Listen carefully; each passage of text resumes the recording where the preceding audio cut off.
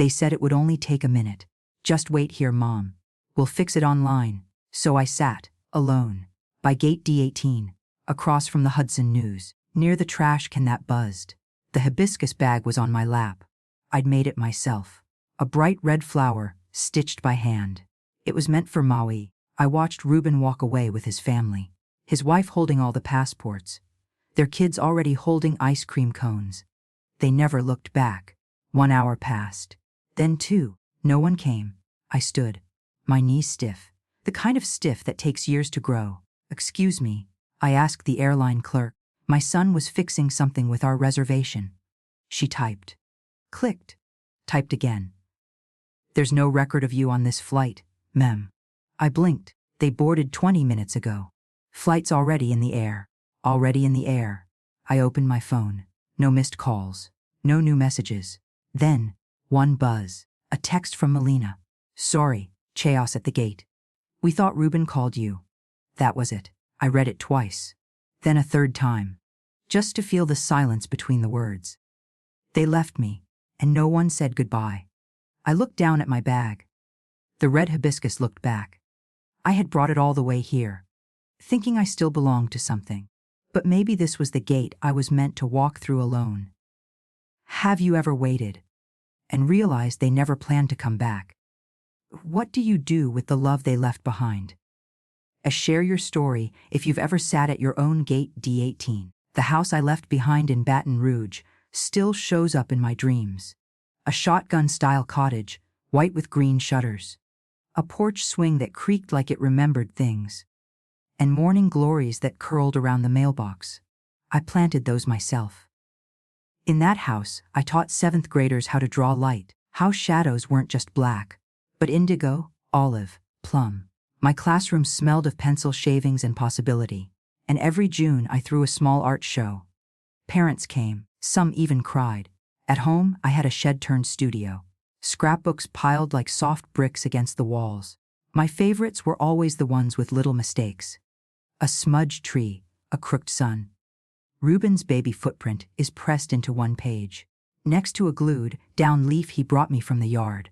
He once told his kindergarten teacher I was art wizard. I kept that note for 30 years. But wizards, it seems, don't get old. They vanish quietly when the story no longer needs them.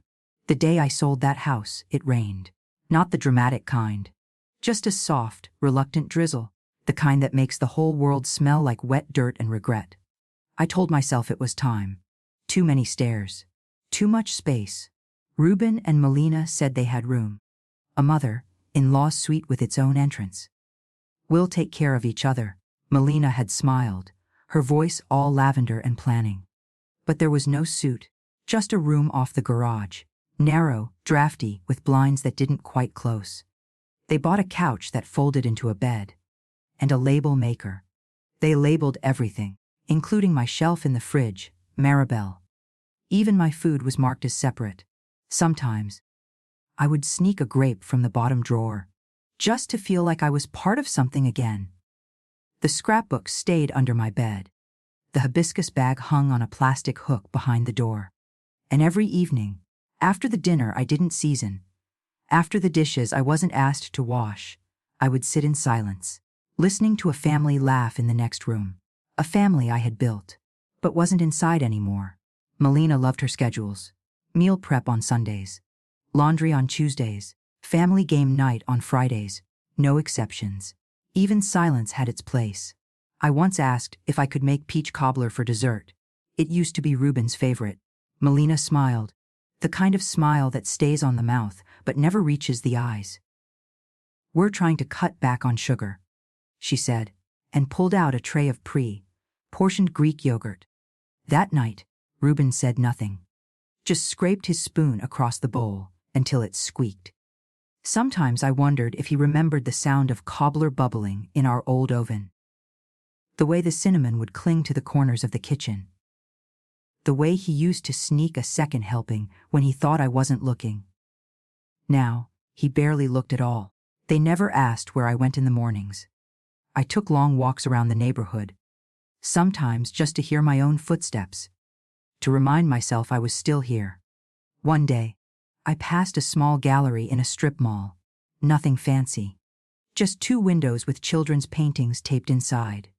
I stood there for 15 minutes, looking at a crayon giraffe and a very blue banana, and something inside me ached in a way I hadn't felt in years. It was that same ache I once carried at 23, when I held a letter from a school in Santa Fe.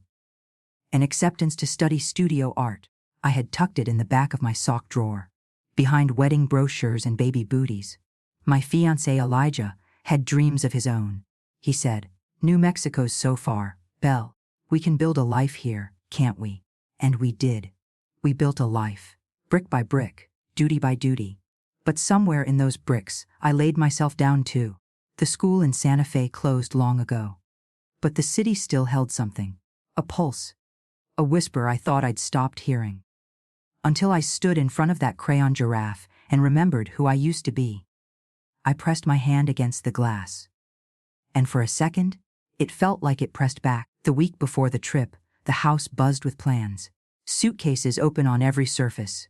Beach towels, matching T-shirts that read, "Garrison Family Takes Maui." Tiny sunglasses for the girls. A snorkel still in its packaging. I watched it all unfold from the doorway. No one asked if I needed help packing. No one asked if I even had a suitcase. I waited for someone to say, "We got your ticket too, Mom," or "You'll love the view from the condo." But no one did. Instead, I heard things like, "We'll have to be quick through TSA. You know how long Mom takes with shoes." And, "Do they even serve low-sodium meals on that airline?" Melina had a clipboard. A printed itinerary. Meal times. Excursion slots. Group photos. I wasn't listed in any of them. At dinner one night, I brought it up. "So, what time are we heading to the airport?" She looked up, blinked, then smiled too fast. "Oh, Ruben's handling the check-ins. We'll let you know the details soon." That was Tuesday. By Thursday, I still hadn't seen my name on anything. I started laying out clothes in quiet defiance. The linen shirt with embroidered cuffs, a sun hat I'd never worn, the sandals Ruben bought me 3 Christmases ago. He didn't remember buying them. But I remembered choosing not to return them. They were too tight, but too beautiful to give back. Just like the idea of family, I even packed my sketchbook. Just in case there was time between luau and photo ops. Just in case anyone asked me to draw again. On Friday morning, I stood at the edge of their packing chaos, held up my hibiscus bag and said softly, "I'm ready." Melina didn't look up. Ruben said, "Great, Mom, just keep your phone on, in case we have to update anything last minute." They spoke to me, the way people speak to a passenger they're planning to drop off early, without really saying so. And yet, I still believed I was going. Because I'd already decided I would not be left behind. I just didn't realize. They had already made that choice for me. The morning of the flight, I woke before everyone else. The house was still, only the hum of the refrigerator and the faint ticking of the kitchen clock. I made tea, black, no sugar, and sipped it by the window, wearing the linen shirt I'd ironed the night before. I sat there for nearly an hour, just listening, letting the light grow slowly across the tile floor. When Melina came into the kitchen, she didn't see me at first. She was on the phone, whispering about something that still hadn't updated. She saw me halfway through pouring almond milk into her travel mug. "Oh, you're up. That's good. We're leaving by 7:30. Then she turned back to her screen. "No, did you sleep well? No, or you excited?" "Just the facts." I rolled my suitcase to the front door. It was light, only what I could carry. The hibiscus bag sat atop it like a flower crown. Ruben offered to load the car. He hoisted the girls' glittery pink duffel bags first. Then the boogie boards. Then Melina's hat box. By the time he reached for mine, the trunk was full. "I'll just hold this with me," I said. He didn't argue. On the way to the airport, the girls played a game in the back seat. Melina scrolled through confirmations. Ruben hummed along to a playlist from his phone. No one asked if I was nervous. No one asked if I needed help checking in.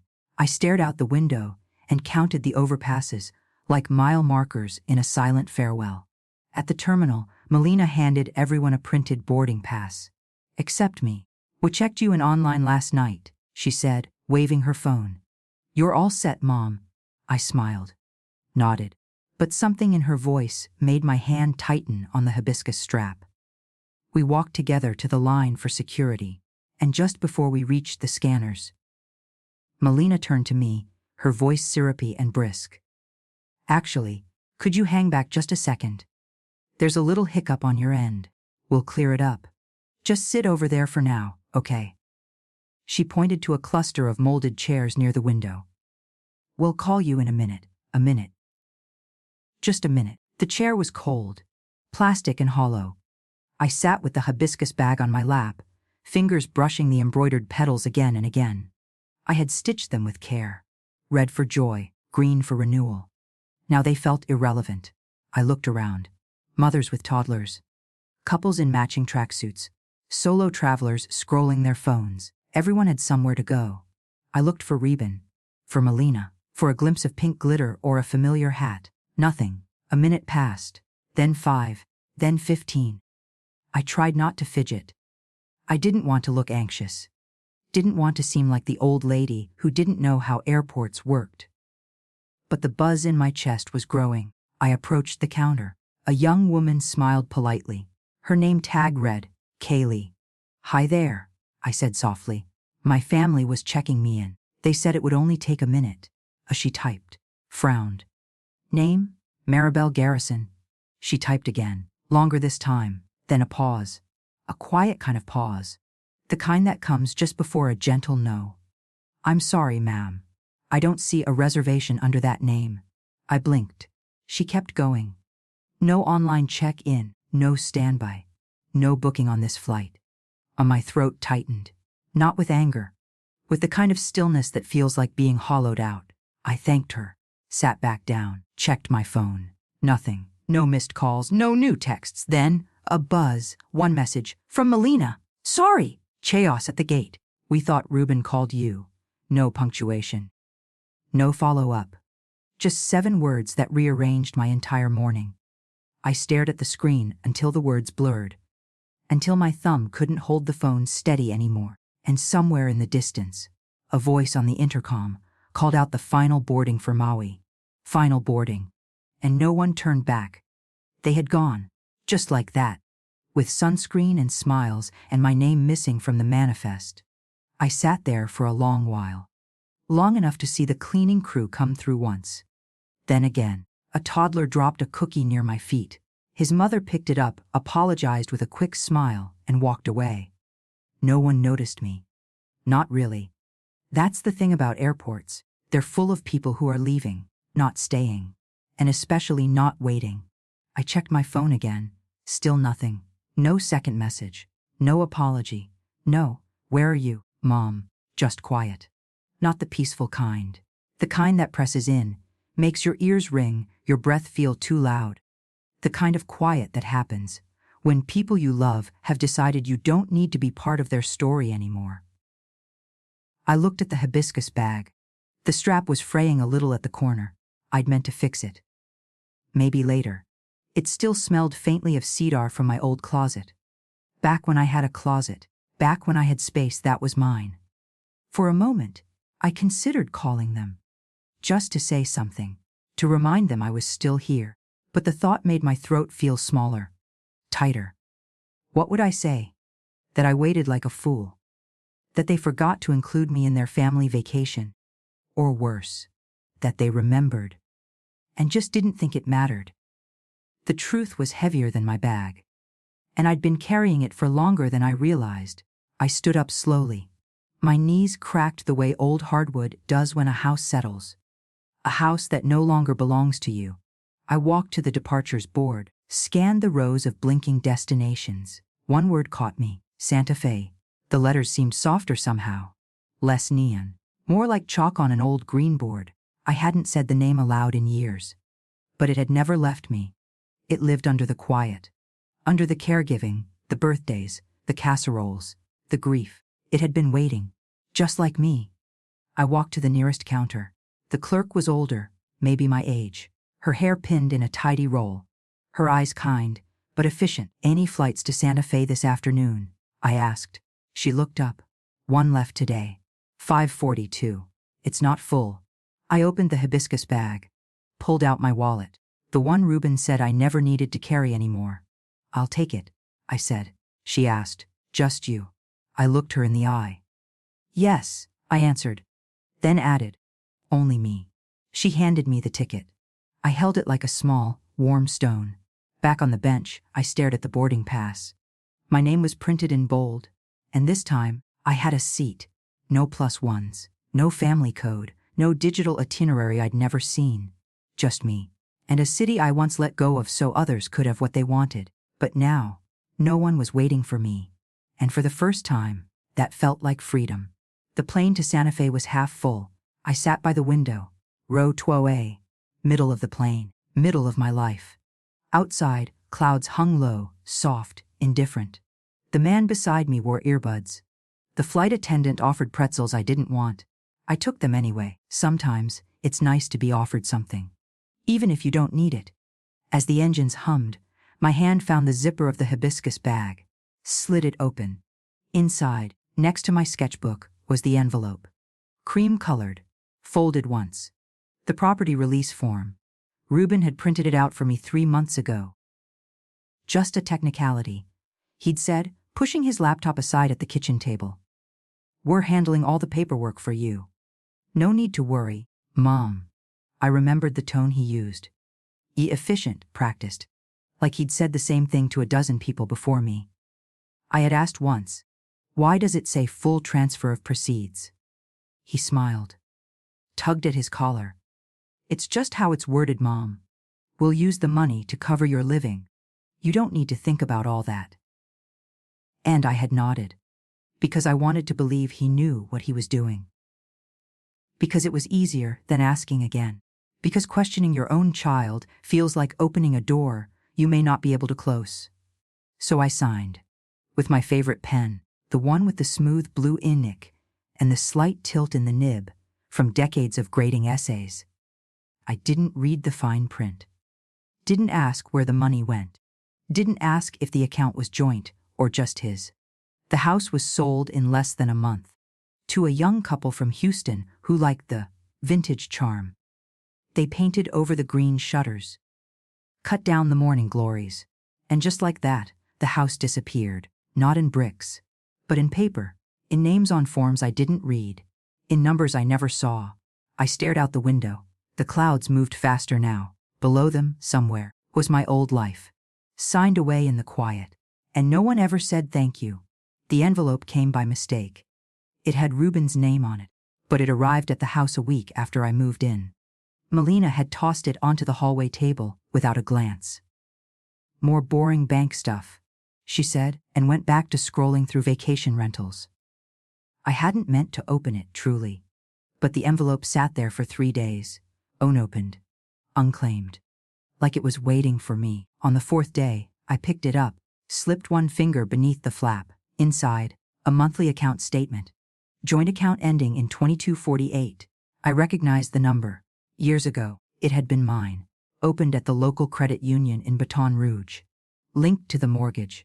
Used to pay every repair, every water bill, every gallon of paint on those green shutters. Now it had his name only and a balance, 0. But what caught me was the line item 2 months back. Vest deposit, Duan 198, 400 Unsaders, property sale 134 Montrose Ave. My house, my name, my memories, and not a single cent in my hands. I looked at the following transactions. Private school deposit, home renovations, deck extension, travel agency retainer, furniture delivery. They had used my house to build their house. Used my life to fund their comfort. I sat down on the edge of the guest bed. The one that folded into the wall. The one they said I could make cozy. I held the paper like it might vanish if I blinked. I remembered Elijah on the ladder, painting that front porch in August heat. I remembered sewing curtains for Ruben's room.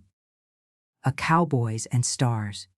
I remembered planting morning glories with a spoon because I couldn't find the trowel. I had not sold that house. Not really. They had taken it while telling me they were helping. And I had thanked them. Thanked them for making things easier. Thanked them for being thoughtful. But it wasn't thoughtfulness. It was strategy. And I wasn't family. I was equity, collateral with a pulse. I waited until Reuben came home. The girls ran to him. Melina kissed his cheek. Someone laughed about a burnt casserole. I sat at the edge of the couch, the paper still in my lap.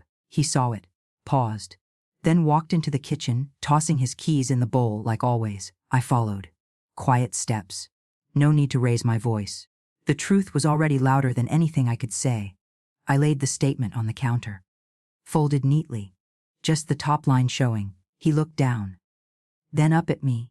His face didn't change. Not surprise. Not guilt. Just a slow exhale. The kind people use before they explain something they've rehearsed.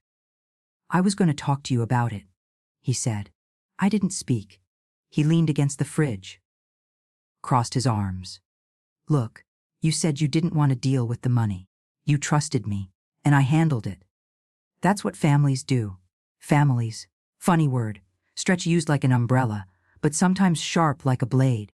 You used it all, I asked. Just 3 words. He shifted. Didn't answer at first. It's not like we spent it on junk, he said. Kayla's school. The backyard extension. That trip we're taking. Melina's parents are chipping in too. Melina's parents. But not mine. Not the man who built that porch. Not the woman who taught in that house for 40 years. Not the hands that mopped every inch of that floor after hurricanes. After funerals. After birthdays no one remembered. You didn't think I needed to know, I said. He sighed. Mom, you're not working anymore. You live with us. We take care of everything. What would you have done with that kind of money? I blinked. Not because I didn't know the answer, but because I did. Because I would have gone to Santa Fe, bought a little place with light from the east. Drawn until my fingers shook, taught again, maybe. Or maybe just sat still in a space that was mine. I didn't say any of that. I just nodded. And for the first time in my son's kitchen, I saw him not as my child, but as a man who had done the math and decided I was no longer an asset worth consulting. That night, I packed a second bag. Small. But mine. In it, I placed my sketchbook, a brush, and the one thing he could no longer touch. My silence. The airport in Santa Fe was small, almost quiet enough to be mistaken for a library. I stepped off the plane into dry air. Crisp, thin, unfamiliar. My skin shriveled within minutes. The heat wasn't heavy like Louisiana heat. It didn't cling. It cracked. I took a deep breath. It caught in my chest. Too high. Too wide. No one waited at baggage claim. No one held a sign with my name. No one knew I was coming. Because no one had been told. I sat on a wooden bench outside the terminal. The sky was enormous. A sheet of pale blue so vast, it made me feel smaller than I already did. I watched other passengers get picked up. Reunions, quick hugs, open trunks. I held my hibiscus bag like a shield. Pressed it against my ribs until I could feel the embroidery crease. I had nowhere to go. No reservations. No plans. No itinerary waiting in a Google Doc. All I had was the name of a street. Canyon Road. I remembered it from the acceptance letter, typed in elegant serif font. It had sounded so magical then. Student housing, walking distance to Canyon Road. Now it was just a place I had once walked away from for reasons that no longer made sense. I called a cab. Not an app. A real cab, old-fashioned yellow, with seats that smelled like dust and coffee. Where to, Mum? The driver asked. Somewhere near Canyon Road, I said. I'll know it when I see it. He didn't ask questions. Just drove. We passed adobe buildings in warm tones. A burnt ochre, peach, sun-washed clay. Wind chimes clinked lazily in front of porches. A man painted on a sidewalk, barefoot, smiling at no one. And for a moment, I felt something stir. Not hope. Not yet. Just space. He dropped me at the top of a narrow street. I'd start walking from here, he said. I did, lugging my bag, feeling every year in my knees, every decision I had ever postponed. I passed galleries with open doors, felt the hum of air conditioning and turpentine, but I didn't go in. Not yet. By mid-afternoon, I found a small inn. It had no name out front. Just a carved wooden sign that read, "Vacancy." The woman at the front desk didn't ask where I came from. Didn't ask why I looked like I had been emptied. She handed me a key. Room 3. I walked in, put down the bag, sat on the edge of the bed. The sheets were clean, the light soft, a little dust on the sill. Outside the window, a bird sang a note I didn't recognize, and I had nothing left to unpack. Not really. That night, I couldn't sleep. The bed was soft but foreign, the pillows too tall. The blanket smelled of someone else's lavender. I lay there, eyes open, watching the ceiling shift with shadows I didn't recognize. There was a clock on the nightstand. No tick. Just a faint red glow. In Baton Rouge, I used to fall asleep to the chirp of cicadas and the distant creak of the porch swing. Here, nothing. Only my thoughts, sharp, edged and echoing. I got up. My knees ached. My back groaned. Even the floor beneath my feet felt like it didn't know how to hold me yet. I opened the hibiscus bag, took out the sketchbook. The pages were blank, not new, just untouched. I hadn't drawn in years. Not since Elijah passed. Not since the classroom was packed into boxes and handed to someone younger. I touched the first page like I was afraid it might burn me. Then I opened the drawer. Inside was a hotel pen, cheap, half-dried. I didn't care. I sat at the little desk and began to draw. Not anything big, just a line. Then another, a window, a leaf pressed against glass. My hands shook. The lines wavered, uncertain, but honest. It wasn't beauty I was chasing, not anymore. It was proof.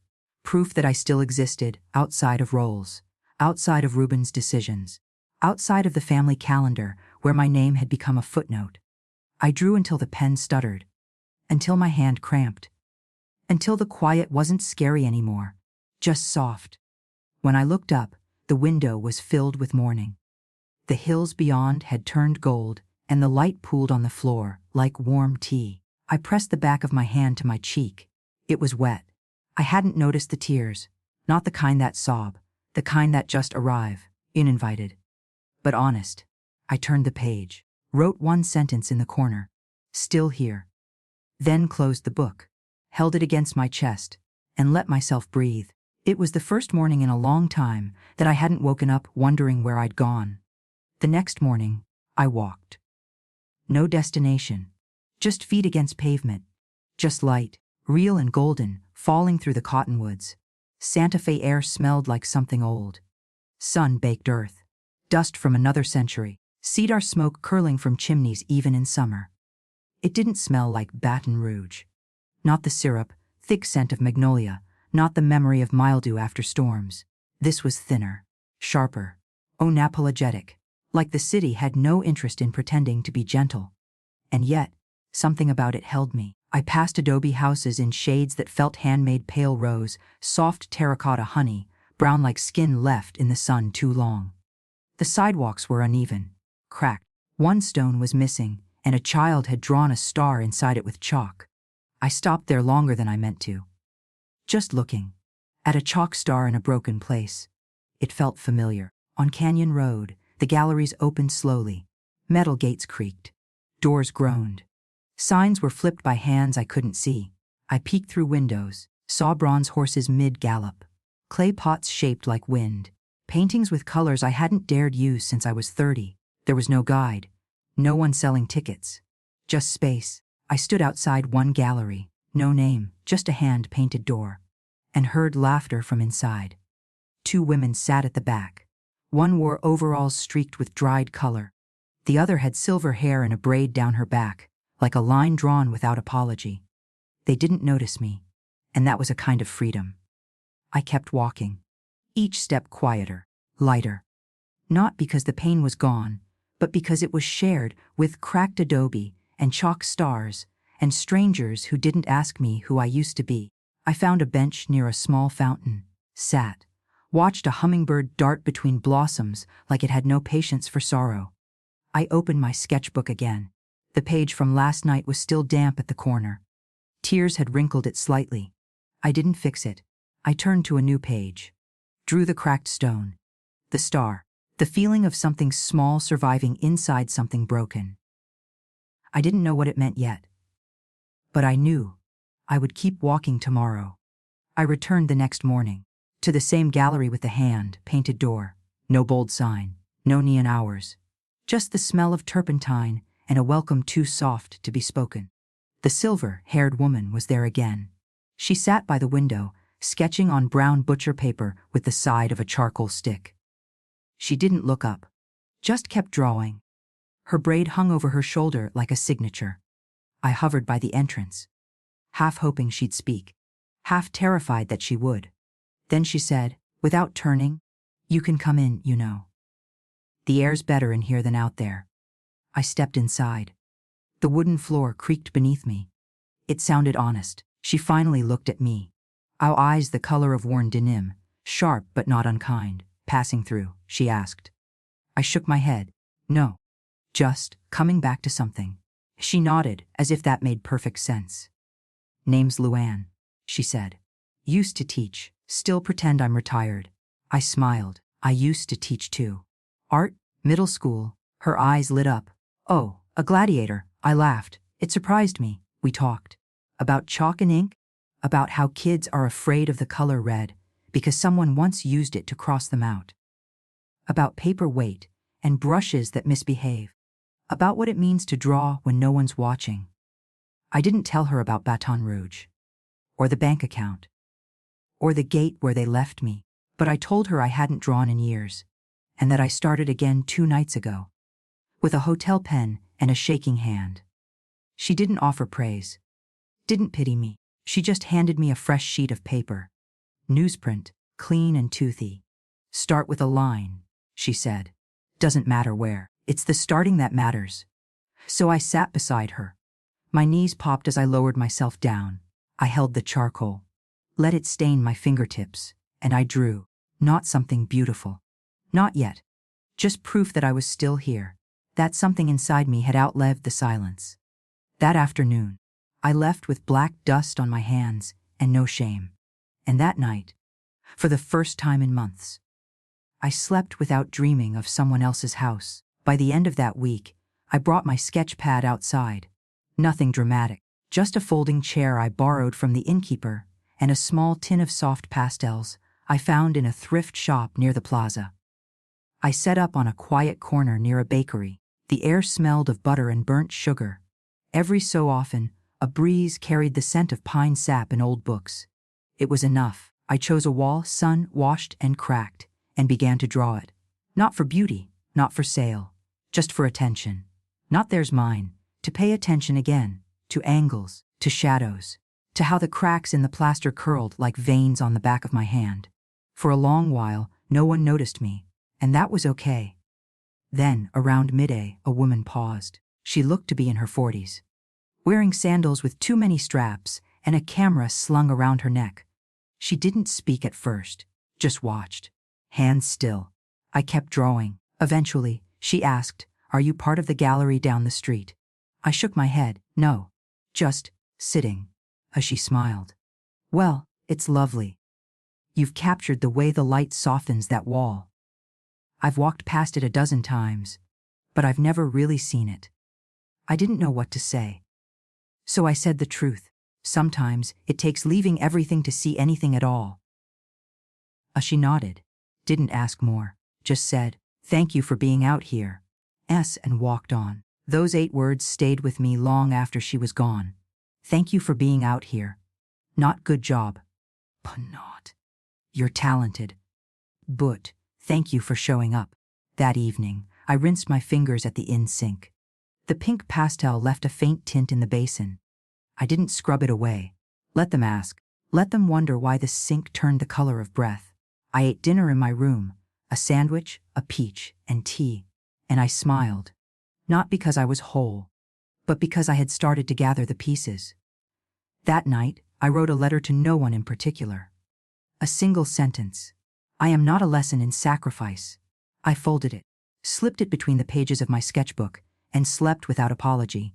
It started with a small stack of postcards, plain white, matte, no images, just enough texture to catch graphite.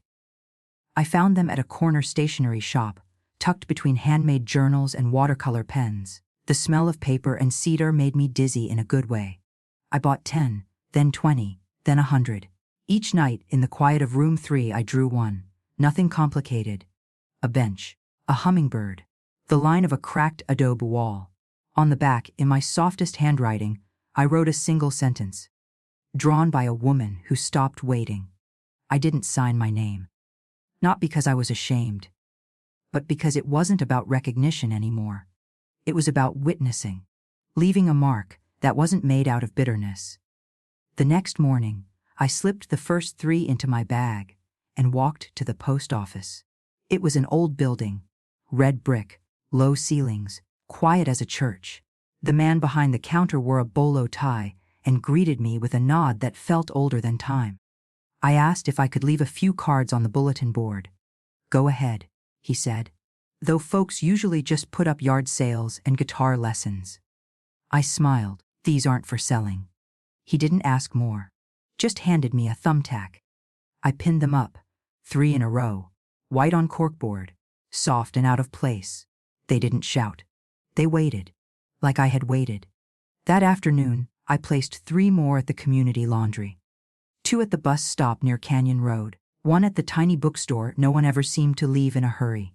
No explanations, no social media handles, just quiet offerings. I watched a teenage girl take 1 at the laundry. She held it close to her face, didn't smile, didn't speak. But she didn't throw it away, and that was enough. That evening, I drew 5 more. The tin of graphite sticks grew lighter, but my hands felt steadier. Each line was a decision, each card a refusal to disappear.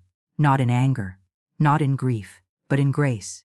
Because maybe legacy wasn't what you left in a will. Maybe it was what you left on a pinboard in a place no one expected to find you. It was late afternoon when the knock came. Not at my door. At the side of the gallery. The one with the hand-painted entrance, voila, and the smell of turpentine in the floorboards. I was inside, sweeping charcoal dust into a corner. Luann had gone to pick up supplies. The place was quiet, save for the ceiling fan that clicked once every rotation. The woman stepped in slowly, thin frame, hair pinned in a loose bun that had long since given up trying to stay tidy. She held something in her hand, pressed against her chest like a relic. I recognized the edge of it, one of mine. The sketch of a clay pot with a crack down the center. I remembered drawing it. The crack reminded me of my own hip and how it sang on cold mornings. She didn't speak right away. Her eyes scanned the room like it might vanish if she blinked. Then she said, I found this at the library, pinned next to a flyer for free flu shots. I nodded, waited. She held it out to me, didn't let go. I used to teach art, she said. High school, then elementary when the funding dried up. She swallowed. Her voice turned softer. But I haven't drawn in years. I forgot I even missed it. She finally let go of the card.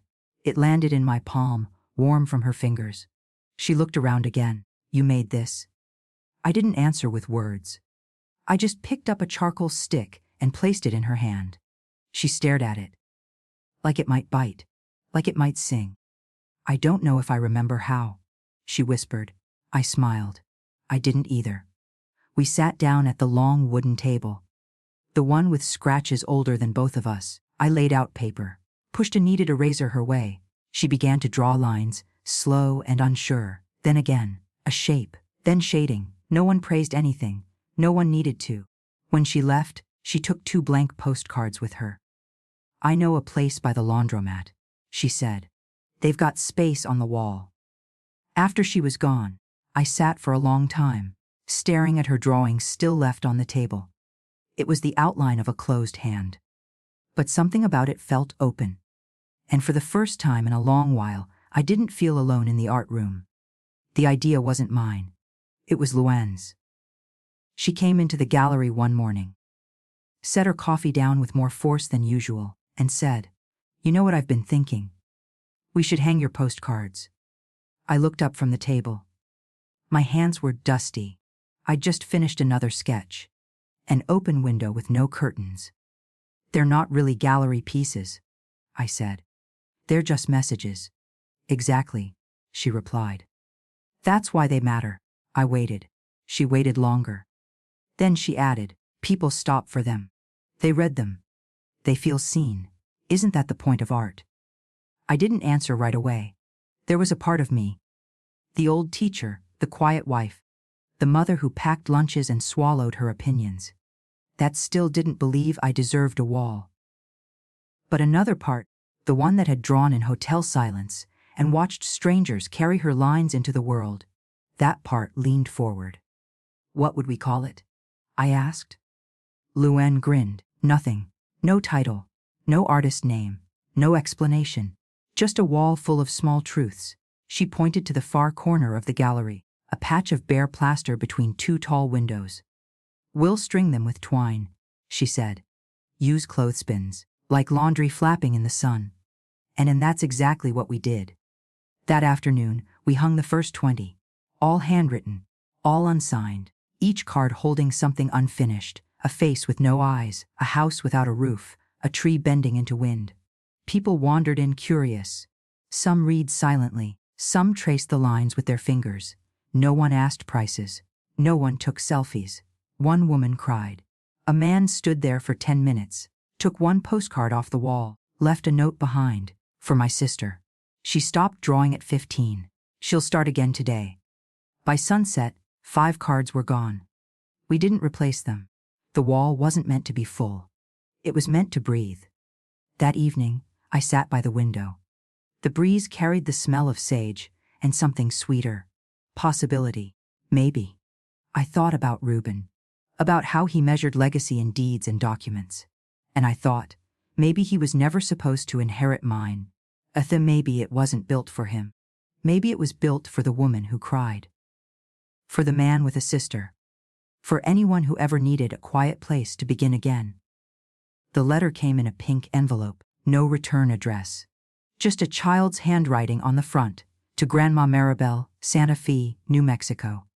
The postmark was from Fort Worth. The innkeeper knocked on my door after breakfast. Something came for you, she said, holding it out like it might break. I took it with both hands. Felt the lightness before I even opened it. Sometimes, the lightest things are the ones that land hardest. Inside, a folded sheet of notebook paper, lined and slightly torn at the edge, in purple marker. Hi Grandma, Mom doesn't know I took this. I found your drawing in my backpack. The one with the cracked pot and the flowers coming out. I froze. I had tucked that card into my hibiscus bag weeks ago. Had drawn it one evening after Luann spoke about old vessels, how cracks make space for light. A quiet little metaphor for everything I never got to say out loud. I must have placed it inside the side pocket, forgotten it. And somehow, during the last week at Reuben's house, Kayla had found it. Held it. Kept it. Her letter continued. I like how the flowers look like they're dancing. At school, we had to write about something beautiful. I picked your picture. The teacher cried a little. She asked who made it. I said, my grandma who isn't here anymore but still sends magic. A magic. I set the letter down. Put one hand to my mouth. It wasn't grief that rose up. Not even regret. Just a sudden stillness, like something had stopped unraveling. I hadn't heard from any of them since the morning at the airport. Not Reuben. Not Melina. Silence from the adults. Noise from the child. But here was Kayla. Not blaming. Not asking where I had gone. Not defending anyone. Just holding a thread and sending it back through the dark. At the bottom of the page, one more line, written in pencil this time, as if it had taken longer to decide. Can you teach me to draw a horse, like you used to? No signature. No, love, Kayla. Just a question. Like, a door left open, and I knew, some part of her still remembered the soft sound of my hand over paper, the way I used to draw hooves in a single breathless stroke. I folded the letter, smoothed the crease with my palm. Outside the window, a child ran past the fountain with a dog trailing behind. They didn't look back. I watched them go and whispered to the room, I'm still here. And for the first time, those words didn't sound like a plea. They sounded like a beginning. I waited until the light came through the window just right. Late afternoon. That soft, amber hour when even the shadows seemed to hold their breath. I cleared the small desk near the wall, laid out a sheet of cream paper, the kind that resists just slightly, the like it wants to know if you're serious before it lets you in. I sat for a while, just looking at the blank. Then I reached for the charcoal, the same stub I had used the night I drew the pot. Worn short, smudged at the edges, still willing, I began with the hooves. That's where I always started. Even when Kayla was 5, sitting on my lap, her fingers sticky with applesauce, saying, "Make it run, Grandma. Make it run." So I did, one sweeping motion, then the back legs, then the chest, in broad and proud. I saved the mane for last, always, because it was the part that felt alive. Lines loose, whipping back. A kind of wind you could only see. When it was done, I paused. Not to admire it, to remember it. To let the space between us close just a little. I turned the paper over and began to write. "Dear Kayla, yes, I remember how to draw a horse. I remember the way you used to giggle when I drew the tail too long or gave it wings like a Pegasus. I don't know where this letter will land, but if you're still holding on to the first one, then maybe there's a place in you that still believes in pictures." I stopped. The lump in my throat was real, but gentle. I wrote again. "I miss your voice in the morning. I miss the way you'd say goodnight twice, just in case I didn't hear it the first time." I didn't mention the airport. Didn't mention her parents. That silence had already said enough. I ended simply, "Keep drawing, even if no one else does. The paper is always listening." I folded the letter, slid the drawing inside, sealed it with a small piece of tape. No return address, just her name. And the same pink envelope the first one had come in. I handed it to the innkeeper the next morning. She didn't ask. Just took it, placed it beside the outgoing stack, and that was it. But something had shifted. Not in them, in me, because the part of me that had once been erased was now writing itself back in. It happened on a Sunday. Quiet. Warm. The kind of Santa Fe morning that moves slow, like honey from a spoon. I was at the gallery with Luann, replacing a row of postcards that had been taken the day before. We never asked who took them. That was the point. They weren't meant to be owned. Just received. The bell above the door rang. Luann glanced up, then looked at me. Her eyes narrowed, not in suspicion, but recognition. I turned. Melina stood in the doorway. Same perfect posture, same sunglasses too big for her face. A silk scarf knotted too tightly at her neck. She stepped in slowly. Alone. No camera.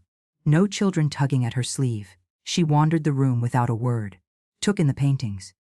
The clay bowls. The shelves of blank cards. Then her eyes landed on the wall. Our wall. The one with the postcards. Pinned like prayer flags. Soft, silent, deliberate. She moved closer. Tilted her head. Her fingers reached for one of the cards. A sketch of a rocking chair, empty, on a porch lined with morning glories. The caption beneath, drawn by a woman who stopped waiting. I saw it in her eyes. The way her breath caught without sound. The way her jaw tightened, just slightly. She read it again and again, then looked around, scanning faces. She didn't see me, not yet. I had stepped into the back room, my body tucked just beyond the archway, half-shadowed. I could have stepped out, could have spoken her name. But I didn't. She turned the card over. Saw no name, no price, only a gentle line of graphite smudged where a hand once rested too long. She didn't take the card. She placed it back on the wall, carefully, reverently, almost. Then left. No words, no note. Just the faint click of the bell as the door closed behind her. Luann said nothing. She didn't need to. I stood there, my hand resting against the old wooden doorframe, feeling the grain beneath my fingertips.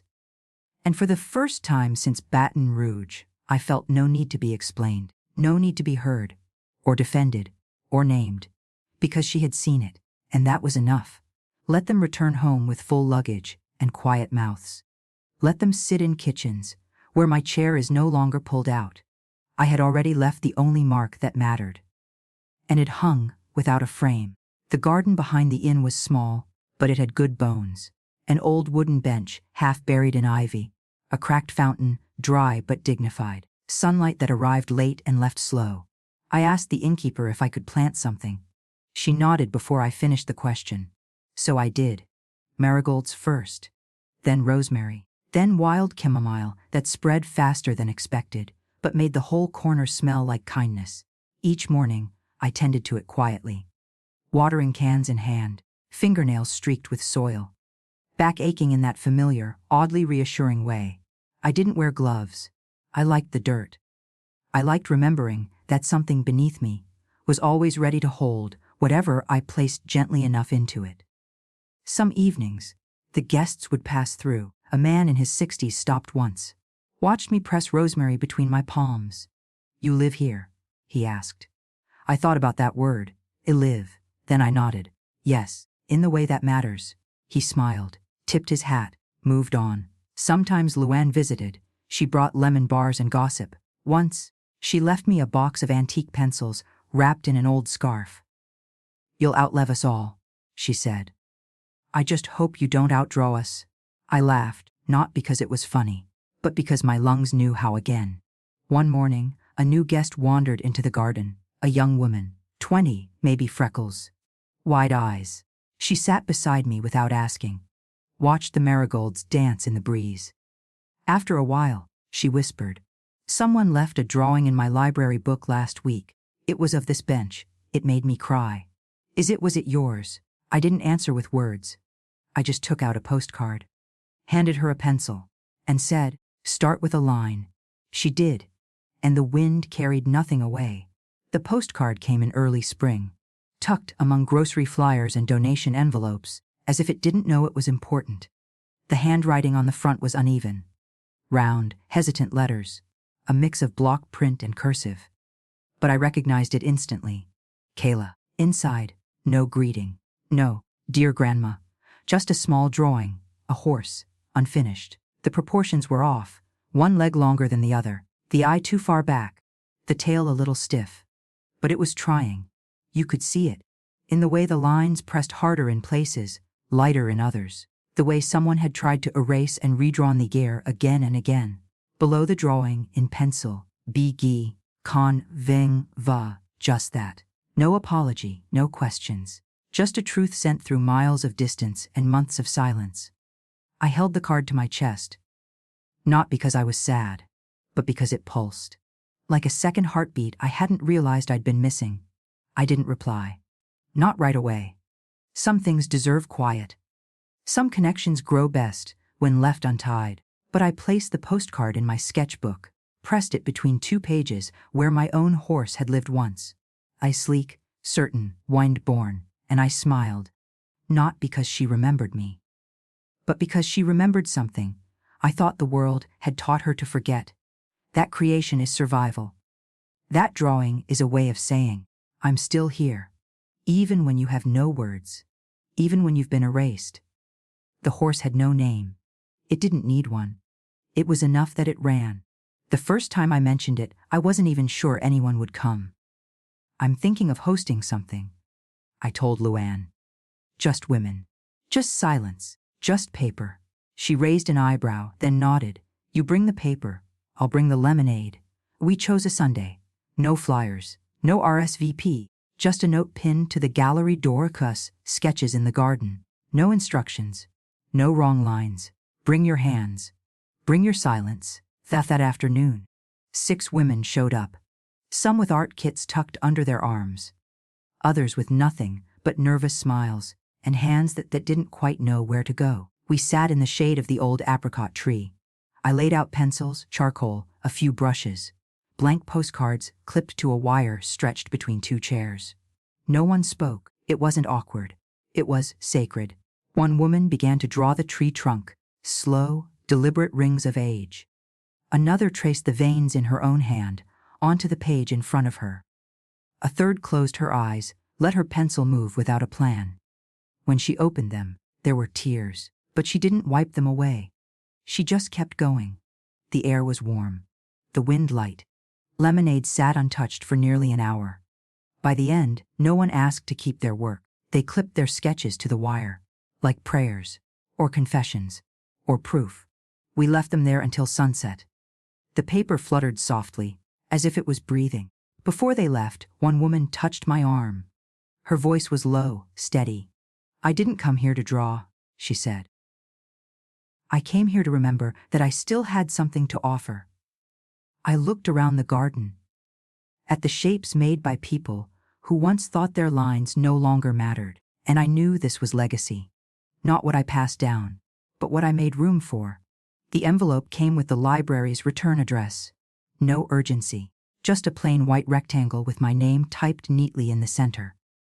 Inside was a single page, signed in blue ink by someone named Claire, Community Programs Coordinator. She had found one of my postcards tucked between the pages of a poetry book. It had been shelved 3 times, but no one had removed the sketch. Instead, people began requesting the book just to see the drawing. Claire wrote, "Would you consider letting us hang a few of your pieces in the front reading room? We believe they've already made a home here."